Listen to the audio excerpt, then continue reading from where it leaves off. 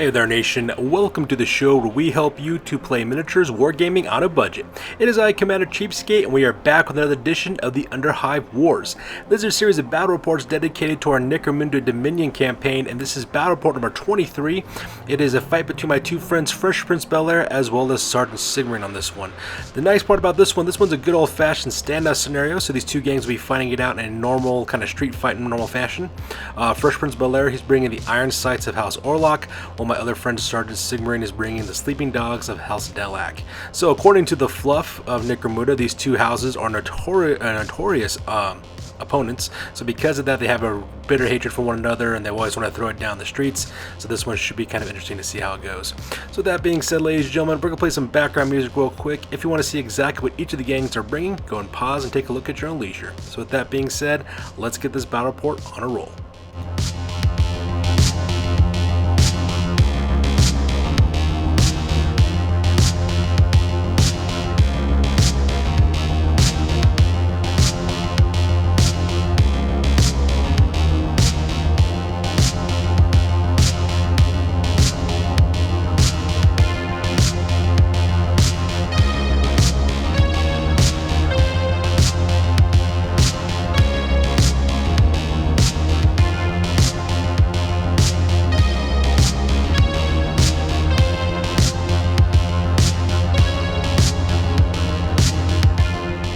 Alright, the scenario rules for this one is standoff. The objective is to take out as many of the enemy as possible, and you earn points for every kill that you earn. 3 points for leaders, 2 points for champions, as well as 1 point for everyone else. Whoever scores the most points by the end of the scenario is the winner. For the rewards on this one, for credits, the winner earns d6 times 10's credit, while the loser earns d6 times 5. For experience, 1 experience point is given to each participant of the scenario, and 1 experience point given to the winning gang leader. For reputation, for the winner they earn 2 points reputation, plus 1 point reputation for each gang for fighting each other the very first time, and if anybody bottles out, they lose 1 point reputation. So with the scenario over with, let's go and talk about the deployment real quick, as well as the battle plan. Alright, so here's an overhead shot of the entirety of the battlefield. My friends are playing on a 4x4 table. My friend Fresh Prince Bel-Air with his iron sights are deployed on the near side of the table, while my other buddy, Sergeant Sigmarin, and his Sleeping Dogs are deployed on the far side of the table. As you can see, we got a lot of towers and buildings spread throughout, as well as some rubble piles, as well as some old construction equipment that's been left behind in the Underhive. Now, as for the battle tactics, I'm not really sure what the tactics are on this one. From what my buddies had kind of told me before they played, my friend Fresh Prince Bel-Air is playing kind of defensively. He's kind of bottlenecked himself over into the right-hand corner in order to defend that area. His plan is to just defend for the most part because his gang is taking quite a beating in this campaign. As for Sergeant Sigmarin, he said he's going to try to take the offense and try to destroy them as best he can. Aside from that, I'm not really sure what their tactics are because I'm not playing in this game. I'm just mainly taking photos. So with the battle plan over with, we go directly to deployment. Alright, so starting on the left-hand side for the Iron Sights. In the back, that is Mudguts. He's a ganger who's armed with mesh armor, shotgun with solid, as well as scatter shot. He's got a maul as well as a respirator. And right in front of him is a juvie. That name is Diabando. He's got mesh armor as well as a maul and a stub gun equipped with dum-dum bullets. And that makes the left-hand side for the Iron Sights. Alright, so starting on the right here on the top of the MCI Chemical Works, on top of this gate, we have 4 gangers kind of taking cover in overwatching positions as well. Starting from the left-hand side, that is Starbuck. He's a ganger who's got mesh armor, an auto gun, and frag grenades, as well as a maul. Right next to him is Kundalini, who's got mesh armor, a grenade launcher with frag and crack grenades, as well as a maul. Right next to him on the right-hand side, that is Torque. He's another ganger who's got mesh armor, a las gun, demo charges, as well as a bolt pistol. And finally, on the far right-hand side, that is Bubba Zanetti, another ganger who's got mesh armor, auto gun, drop rig, as well as top of the telescopic sight. And if you guys also notice in this scenario too, the Toe Cutter as well as the Night Rider, which are the champion and leader for this gang respectively, they're not really in this battle report, and the reason why is because they're both in recovery. The Toe Cutter is still suffering from a hobbling injury, while the Night Rider is still suffering from a head injury as well. Alright, and finally on the far right in front of the MCI Chemical Works gateway entrance, we got 2 more juvies. On the left hand side, that is Clunk. He's a juvie's armed with mesh armor, a maul, stub gun, as well as dum-dum rounds. And then right next to him on the right hand side, that is Johnny the Boy.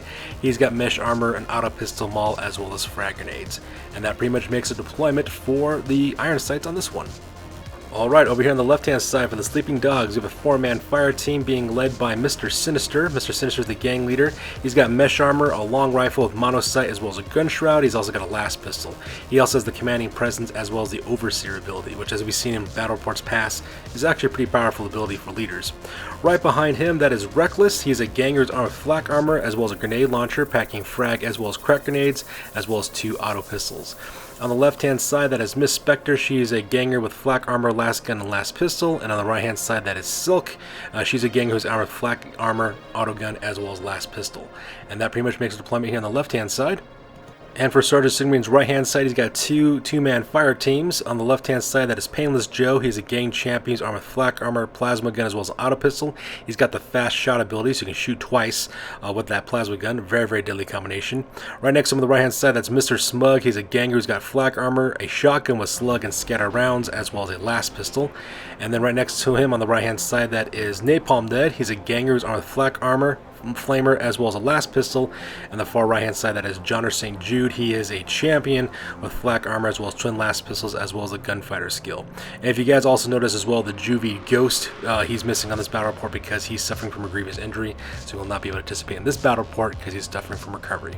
So with the deployment phase over with, we go directly to the top at turn number 1, and both Sergeant Sigmarine and Fresh Prince Bel-Air roll off for initiative to see who goes first. Alright, so that takes us to the top at turn number 1 for the Orlocks. My friend Fresh Prince Bel-Air managed to get the initiative on this one, and just if you notice, this phase is actually kind of short, and the reason why is because during the entirety time that my friend's activation was occurring for his gangers, he just kept them right where they're located at. He didn't move anybody. He kept all of his juvies right where they're fighting, their fighting positions. He kept his gangers right where they're located at. He didn't move a muscle. Like I said before, he told me earlier he was going to plan to fight defensively, and he literally did that. He just kind of stayed in place and didn't do anything. So for the rest of turn number 1, we're going to show the movements that the Sleeping Dogs made. Meanwhile, on the other side of the battle, Sergeant Sigmarine, though, he starts taking the offensive. He does double movements with Painless Joe, Mr. Smug, Napalm Ned, as well as Johnner St. Jude. Those guys move double movements directly from their deployment area to the other side of the tank farm at the MCI Chemical Works, between their deployment area as well as the tank farm. They're also kind of protected from the back there by that servo holder right behind them. And that pretty much makes it the movement on the far right-hand flank for the Sleeping Dogs. Meanwhile, on the left-hand side, Sergeant Sigmarine then activates his gang leader, Mr. Sinister, who then also uses Commanding Presence ability to activate Reckless, as well as Silk, as well as Miss Spectre, and all 4 of those members of that little fire team do a double movement as well, heading towards the center of the battlefield next to that MCI Metro Tower, which is located right in the middle of the battlefield. And that pretty much makes up turn number 1 for this one, and since nobody took any wounds and no one has to suffer any polytest checks, that pretty much ends up turn number 1. So here's an overhead shot of turn number 1 with not much really going on for my friends. As you can see, Fresh Prince Bel-Air is still bunkered up on the far right-hand corner, bottom right-hand corner of the table, keeping his forces directly where they're located at. You can kind of see that Sergeant Sigmarine is going for a two-pronged attack. One assault team going past the Metro Tower in the middle of the battlefield on the left-hand side, as well as another 4-man fire team going along the far right-hand side next to that MCI chemical tank farm. So with turn number 1 over with, we go directly to the top of turn number 2, and my friends roll off for initiative to see who goes first.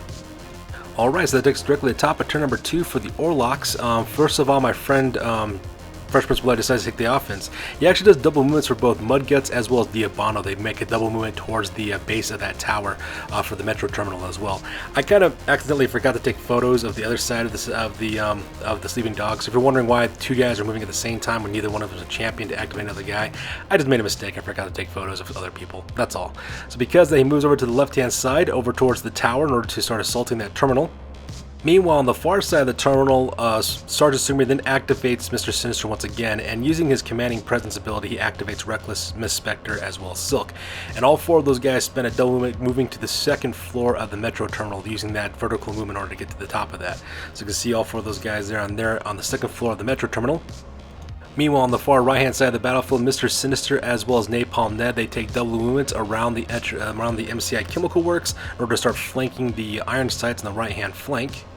In the very first action of Fresh Prince Bel-Air, he activates Bubba Zanetti. Bubba Zanetti takes aim with his auto gun and then opens fire with it as well, hitting straight for Mr. Sinister. And unfortunately for him, though, he kind of misses his shot, so not much really happened from that shooting taking place over here on the right-hand flank. Meanwhile, over here in the center of the battlefield, Sergeant Sigmund then activates Painless Joe, who then also activates Mr. Smug as well, and both of them move up a normal move allowance, just taking a basic move action, so that way they can take aim and start opening fire with their guns. Now, the dangerous part about this is that Painless Joe has the fast shot ability, which means he can fire his plasma gun twice because they're considered simple actions. So Mr. Smug as well as Painless Joe open up on Diabando as well as Mudguts around the base of the Metro Terminal. Now, while both members of the Ironsides were hit, both of the fighters, though, only suffer pinning. They don't actually get wounds. My friend Sergeant Sigmund, when he rolled off for his wound rolls, he rolled double ones for his plasma guns. So because of that, nothing happens to these guys. They just get pinned right now. So they're laying down face up. They'll be able to participate in the next battle round. However, my friend Fresh Prince Belair then activates Torque, who takes aim with his last gun directly against Mr. Sinister, as well as takes a shot with his last gun directly into him. And not only does he manage to hit Mr. Sinister, he also managed to wound him as well, putting 1 wound on him. Now, Mr. Sinister is a champion, so he does carry 2 wounds, so he's halfway dead, and he's pinned right now because he got shot as well. So things are not looking very good for Mr. Sinister at this point. And to make matters worse, he does take aim with Clunk to open fire with his grenade launcher. He fires a crack grenade out of that grenade launcher instead of a frag grenade, heading directly towards Mr. Sinister. And that one is a strength, I believe strength 4 grenade. It also causes 2 damage as well when it manages to hit things. And that's exactly what ends up happening. Managed to put the final wound onto Mr. Sinister, causing him to have a serious injury, so he's laying face down. He will need to roll up on the end phase and see exactly what happens to him. Now, Sergeant Sigmund, of course, is forced to take a cool check for Napalm Ned, which he successfully passes, even though he just watched his friend just get blown apart by a crack grenade. So after watching his friend Kunali taking a shot with his grenade launcher, Fresh Prince Belair then activates Starbuck to do exactly the same thing, but unfortunately for him though, he failed his shot, and to make things worse, he also suffered an ammo roll check. So because of that, he will need to spend a simple action to clear it and take an ammo roll as well. And that pretty much makes up the action phase for turn number 2.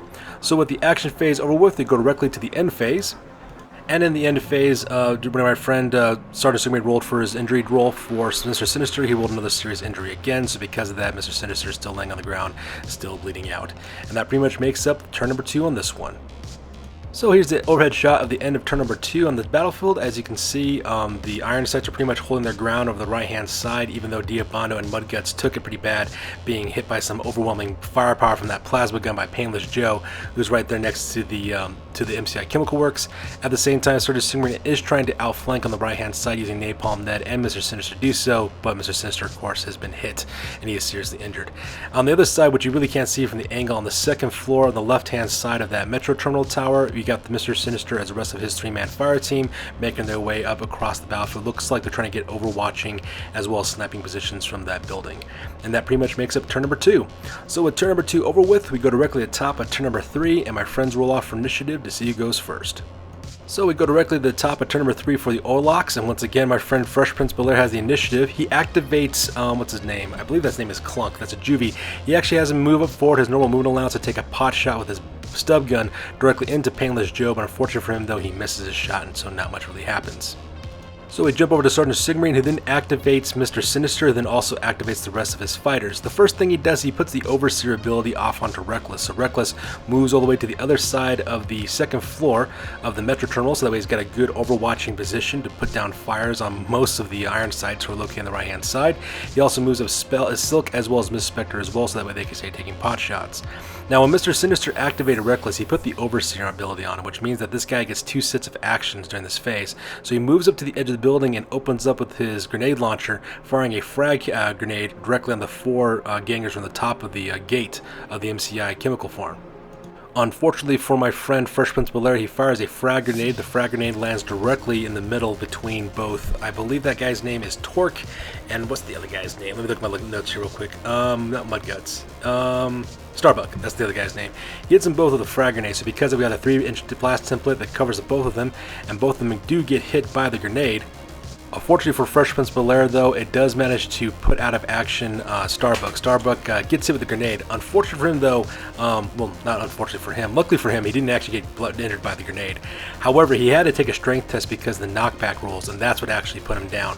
He got thrown off the top of that walkway and fell straight to the ground on that one. So because of that, Starbuck does suffer a grievous injury, and he will need to miss out his next battle report because he takes a serious injury from that part. At the same time, though, he does manage to pin what's his name, Kundalini, who's the guy's armed with a grenade launcher, so he's kind of pinned right now laying face up because he just got hit with a frag grenade. But to make matters worse, because the Overseer ability got put onto Reckless opens up this grenade launcher once again. This time he takes a basic aim action, so that way he gets +1 to hit, and he fires his grenade launcher once again, and this time it lands right smack in the middle between Bubba Zanetti as well as, oh, what's the other guy's name? Torque, I think is his name. So the grenade lands right between the two of them, they both get caught in the 3-inch blast radius as well, and they both get hit by the frag grenade. So, once again, a knockback test needed to be taken by Torque. He fails his knockback test and actually falls off the platform onto the ground, but luckily for Fresh Prince Bel-Air, though, Torque does not take any injuries, and he's just currently pinned. At the same time, he's also really lucky as well because Bubba Zanetti also gets pinned as well without taking any injuries as well. But because he had these guys pinned, it will affect their abilities to get back on their feet again and to shoot again, because they're both going to suffer that -2 to hit against for blind fire rules if he decides to activate them to shoot them with later on. And to make matters worse, both Silk as well as, what's her name? Silk as well as Miss Spectre, they open up with their auto gun and last gun respectively onto Clunk as well. Unfortunately for Sergeant Sigmarie though, he only manages to put a flesh wound as well as put a pinning on one of those guys as well. So he's just laying on the ground pinned, and he's also got a flesh wound as well. Fresh Prince Bel-Air then activates Kundalini. He gets back on his feet again to open fire with a frag grenade directly into Reckless and the rest of the Miss Spectre as well as Silk. But unfortunately for him, because of blind fire rolls, his grenade launcher lands wide and doesn't manage to hit anybody. Meanwhile, Sergeant Sigmarie then activates Painless Joe, who then also activates Mr. Smug again, and both those guys open fire with both the plasma gun as well as a shotgun with solid slugs. And this time around, he does manage to put serious injuries on both of these guys. My friend made a mistake on this photo. That guy Mudguts who's got the shotgun, he's supposed to be laying face down, but unfortunately because of the way that guy is holding the shotgun, he really can't do that. So because of that, both of those guys have serious injury rolls onto them as well, so then they roll up on the end of the end phase to see exactly what happens to him, and plus he also suffers a flesh wound as well. So if you're wondering why that guy with the shotgun's laying face up, he's supposed to be laying face down, but he kept on turning over every single time my friends tried to do it. So that makes it the shooting phase on this part. Meanwhile, Fresh Prince Bel-Air then activates Giant the Boy, who does a double movement over to the MCI Chemical Works, so that way he can start trying to intercept the sleeping dogs that are starting to assault on the left-hand side. He's in a good cover position because that way he can't be shot at, so he just kind of sits there and kind of takes cover for the time being. Meanwhile, on the far right-hand flank, Mr. Sinister as well as Napalm Ned are then also activated next. Mr. Sinister crawls, I think, 3 inches into the MCI Chemical Tank Farm, so that way he can take cover not being shot at. And Napalm Ned does a double movement to the base of that industrial site, so that way that smokestack there. So that way he wasn't worried about being shot from the front. Now he does have to worry about being flanked by Giant the Boy, but at the same time, though, them's a break at this point. So the rest of the action phase is actually dedicated to the remainder of the rest of the iron sights, because our friend Fresh Prince Bel-Air, he's the only guy who's got fighters left. He then activates Bubba Zanetti, gets on his feet and does a blind fire attempt, but unfortunately for him though, he misses because he has to suffer the -2 to hit against for blind firing. And then he also activates Torque, who crawls over behind cover and gets back on his feet again with his flesh wound, taking some cover behind that gateway so that way he doesn't get shot at against. So with the action phase over, we go directly to the end phase. And unfortunately for my friend Fresh Prince Bel-Air, he does have to take a bottle test, which he fails at this point. He's got 3 guys who are down, 2 guys who are seriously injured. 1 guy got put out of action where he rolled his D6, he rolled a 6 perfectly, so he beats his score of 9 over 8. So because of that, he has to flee and start taking cool tests at this point to see if his fighters still stick around. And as this point, my friend Fresh Prince Bel-Air decides to call a game because he doesn't really want to risk losing any more iron sights than he already has. And as you can see there, the Delaque managed to secure another victory on this standoff scenario. So with that being said, we're going to go directly to the post game and talk about exactly what happened to both gangs, because this battle report is now officially over. Alright, so let's go and talk about this iron sights. First of all, for injuries, they had 4 injuries in this scenario. They had Starbuck, Mudguts, Clunk, and Diabando. Starbuck got a grievous injury, while Mudguts, Clunk, and Diabando made full recoveries. For advancements, none of the members of the iron sights advanced during this turn, so because of that, not much takes place there. From their territories, from their settlement, they earned 1 point reputation as well as 60 credits from their settlement, and from their drinking hole, they earned 1 point reputation as well. During the merchant phase as well as the trading phase, they earned 20 credits from the scenario as well as 60 credits from their settlement, as well as 5 credits from their stash, netting it to a grand total of 85 credits in total. Our friend Fresh Prince Bel-Air decided to take all that money and put it directly into his stash and save it for another time. For his reputation, he does earn 1 point for his settlement, 1 from his drinking hole, as well as 1 from fighting against the sleeping dogs for the very first time. However, because he bottled out in this scenario, he loses that 1 additional point reputation. That brings his grand total to 13 points in all. His new record for the iron sights is now 1 win as well as 4 losses, and his new gang rating now is at 1,330 points. Alright, so let's talk about the sleeping dogs real quick. For injuries, none of the members of the gang actually suffered any injuries, so because of that, they're perfectly fine. For advancements, 3 members of the sleeping dog did advance. That's Painless Joe, Napalm Ned, as well as Ruckless. All 3 of those guys live up to level 2. Painless Joe earned +1 to his ballistic skill, Napalm Ned earned +1 to his toughness, and Reckless also gained an additional point to his ballistic skill as well. From their territories, from their settlement, they earned 1 point reputation as well as 30 credits, and from their narco den that they control, they also earned 10 credits. And they also managed to capture a Generatorium as well, so because of that, they can mess around with lights and put blind fire rules as well as pitch black rules in scenarios if they feel like in the next turns. From the merchant, they earned 30 credits from their scenario, 40 from their territory, as well as the 35 they had from their stash, and then a grand total of 105 credits in total. They hired a brand new ganger named Slight. They equipped him with flak armor as well as twin auto pistols, and they hired a brand new juvie named Newbie. They equipped him with flak armor as well as an auto pistol as well. They took their 5 remaining credits and put that in the stash. For the reputation, they earned 2 from the scenario as well as 1 from fighting against the Iron Sights for the very first time, and they also earned 1 point reputation from their settlement, giving them a grand total of 11 points. Their new record now is at 2 wins as well as 3 losses, and their new gang rating is at 1,360 points. So that's going to do it for this one, you guys. As always, please feel free to like, comment, and or subscribe. Your guys' input is invaluable to us as always. Also check us out on Facebook, Instagram, as well as blogger.com for all the latest greatest news about the hobby aspect of this channel. That's going to do it for this one, you guys. We'll catch you guys on the next one. Peace out.